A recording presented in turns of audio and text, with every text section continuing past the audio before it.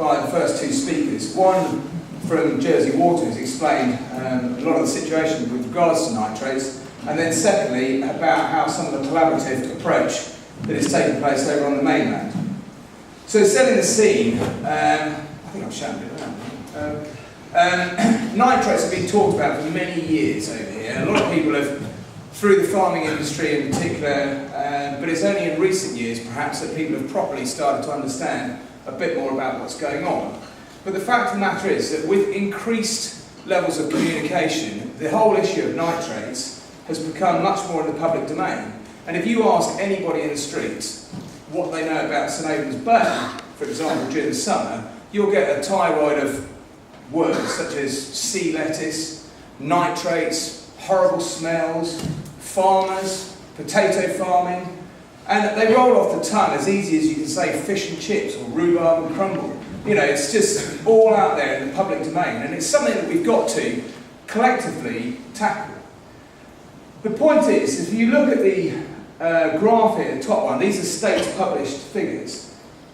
The number of, we've got along the bottom there, so we'll go from the bottom going up, but the number along the bottom there shows the number of cows that have been farmed since the early 80s through to now. It's remained fairly stable, although it's come down a little bit in recent times. The top line is about the overall area of farming, so that's incorporating dairy and potatoes. The grey line, which is number 2, I was rather hoping to have one of those red clicky things, but this here refers to about the potatoes, and again, it's been relatively stable. There's been a few ups and downs on it, and then the two interesting parts are about surface water and groundwater. And actually, the situation has got better, and we are slowly getting down to more manageable levels. And this was what was listed this morning by Mark, which is, it's very encouraging news really. Jersey Water, of course, has the challenge of trying to deliver to the consumer a product which has got a recognised level of nitrates per litre, and we're getting closer to it. But the biggest thing is, which is the visual aspect, which everybody in the island knows about, is one of the consequences of high nitrates, which happens to be sea lettuce. And so as the largest land user on the island, we've taken this on board, and we're trying to do our bit to tackle the use of nitrogen and hopefully reduce the amount that we're putting on, and therefore the amount of runoff. So talking a little bit about potatoes and nitrogen specifically, there is a recognised industry standard by the AHDB as to how much nitrogen you should be using on a crop of potatoes. Potatoes are very nitrogen hungry, and if you're talking in new money, you're talking about 150 to 200 kilograms of nitrogen per hectare. Now, most people around here talk about units per VG, so we're talking about 65 units. And that's a standard that is set there by the industry.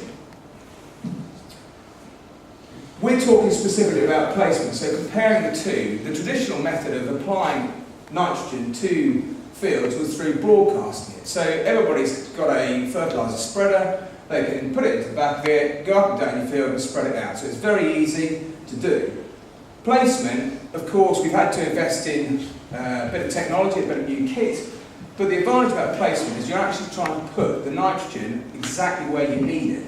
So you're placing it around the seed tuber, so it's taking it up and it's in the important zone.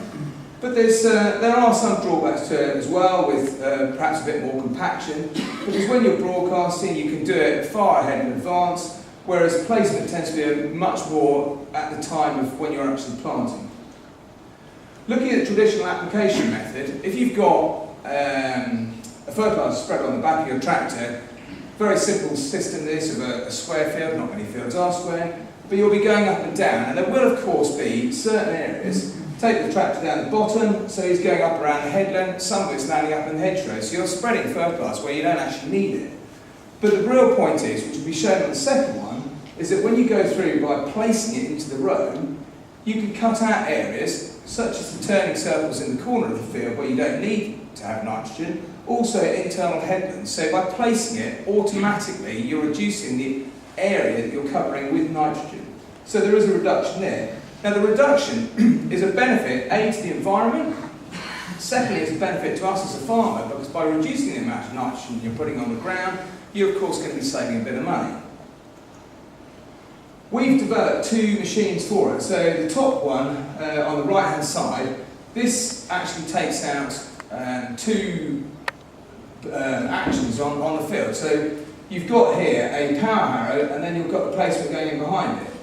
Now, the drawback to this is the fact that you've got quite a heavy bit of kit on the back, so you could land up with a bit more compaction, but you're putting the fertiliser exactly where you need it. The other drawback to this is if the ground's not quite right after one pass with the power harrow and you want to do it again, you know, you've got to weigh up the two bits and pieces around that. But it's a useful bit of kit, and we've seen some good benefits with it.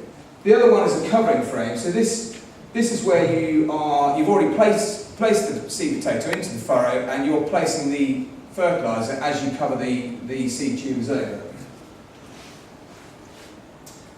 This is showing the one which is on the back of the power harrow system. So you've got fertiliser which is in the hopper, and it comes down to where it's got the arrow going to the metering rotor. That's really the brains of the bit of kit.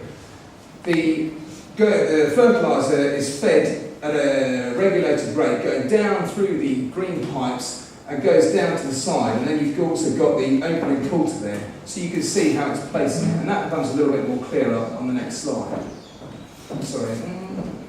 Sorry, it comes right at me. But I talked about the brains, so the rotometer. Now, the bit about this is that as you're going along, this rotometer, which is the brains of the operation, it is actually taking into account as to how quickly you're going forward as to what the rate is that you're applying the fertiliser onto the ground. More specifically, you've got, say you've got 4 areas where you're placing it, you can actually turn these on and off. So if you wanted to run a very specific trial and running different rates down one row, you could do that. We're not actually using this so much, as that we set a rate and we're applying it evenly up and down. This is the picture I was talking about. So there you can see where the 2 fertiliser prills are actually put right next door to the seed tuber, so they're in the place where that's actually needed. And this is a real life situation. So you can see the seed tube there, and you can just see the tiny little dots, which is the placed fertiliser. We've conducted a couple of trials to look at the usage rates. So, as I said, the industry standard would be to be using 65 units per VG. We've actually gone and done 3 different trials here. One using 60, so you're already reducing the level of